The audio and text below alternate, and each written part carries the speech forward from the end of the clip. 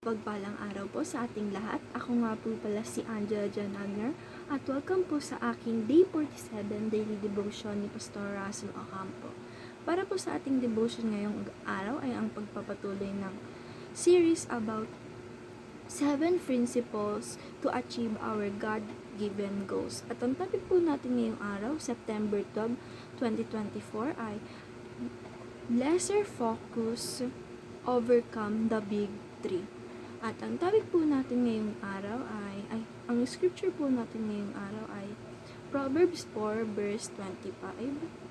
Let your eyes look straight ahead, fix your gaze directly before you. Sa Tagalog naman po, palaging sa hinaharap ang pukol ng iyong tanaw.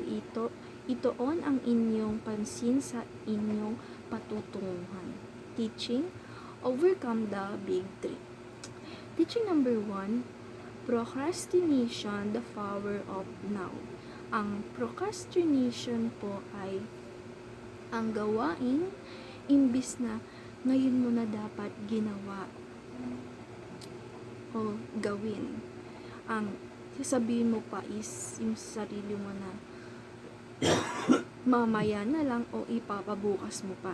Pag nag-procrastination daw po tayo, nawawala yung balance natin sa buhay natin.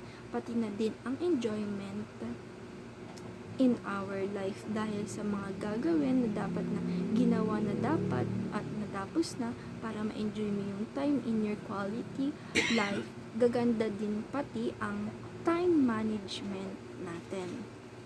And teaching number 2, distraction, the power of focus. Kung bakit po tayo nag-procrastinate is dahil sa distraction.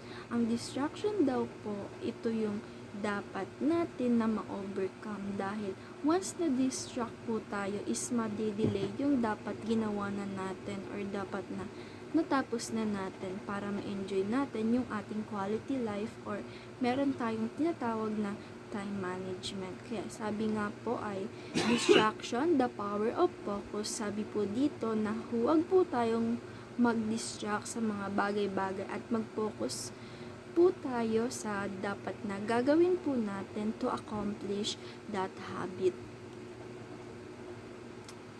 Teaching number 3, burn out the power of resilience.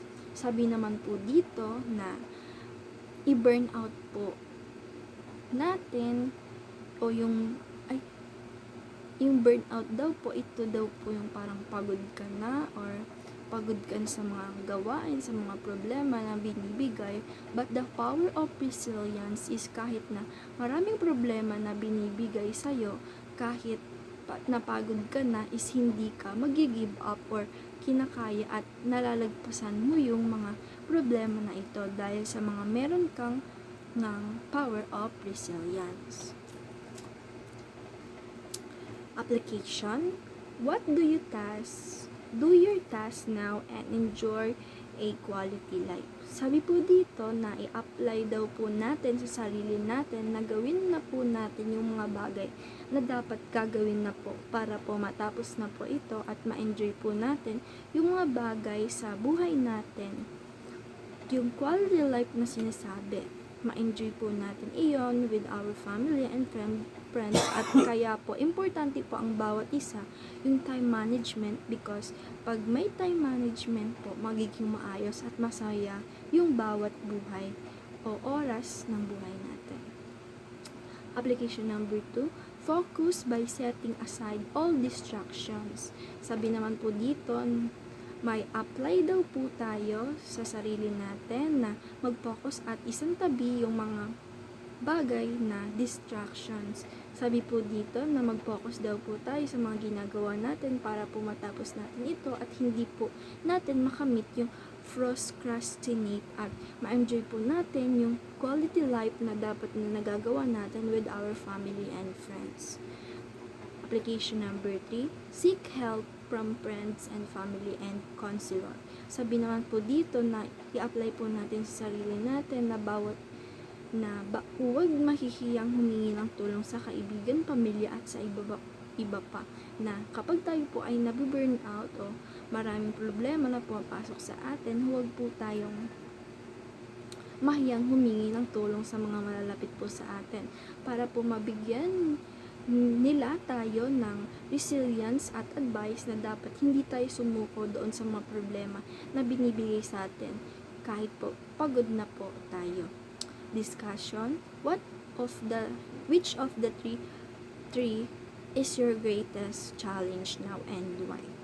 Para po sa akin is ako po yung nasa part na yung challenge ko po ngayon is yung procrastination, dahil minsan po naisip ko na marami pa pong bukas at pwede pa po bukas, pwede pa mamaya. Bakit yung dapat nagagawin ko is iniisip ini-overthink ko naman siya.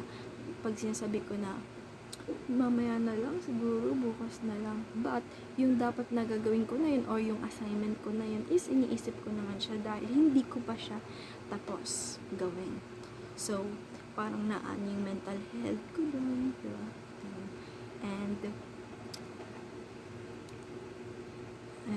kaya po sa akin, maganda po talaga na gawin mo na yung dapat mong gawin ngayon. Wala na dapat na mamaya pa, wala na dapat na bukas, ipapabukas po pa, at dapat gawin na ngayon para yung mga gagawin mo na yun, tapos na siya at ma-enjoy mo na yung quality life, quality time, and na wala ka nang iniisip dahil tapos mo na yung mga gagawin mo at papaayos at mapapaganda din nito yung mental health mo because hindi ka na nag-iisip-isip, nag-overthink doon sa dapat nagawa mo na. So, ayun lang po ngayong araw. Maraming salamat. God bless.